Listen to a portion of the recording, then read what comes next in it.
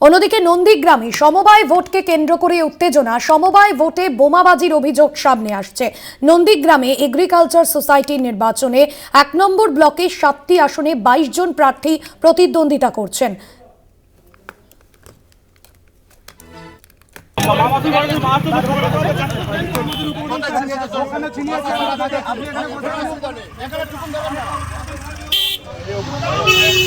সৌম্যজিৎ চট্টোপাধ্যায় আমাদের প্রতিনিধি রয়েছেন ফোন লাইনে। সৌম্যজিৎ, ঠিক কোন বিষয়কে কেন্দ্র করে বোমাবাজির অভিযোগ?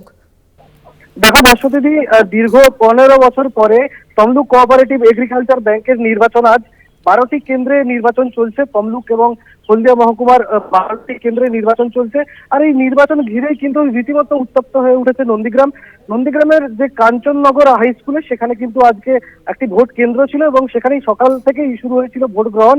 এবং সেই উত্তেজনার সেই ভোট গ্রহণ ঘিরেই কিন্তু উত্তেজনার একটা পরিবেশ সৃষ্টি হয়েছিল। কিন্তু মাঝে কিন্তু রীতিমতো তাল কাটে এবং তারপরেই কিন্তু ওখানে একটি অভিযোগ পাওয়া যায়, যেখানে গিয়ে দেখা যায় যে রীতিমতো সেই জায়গায় বোমা চার্জ করা হয়েছে।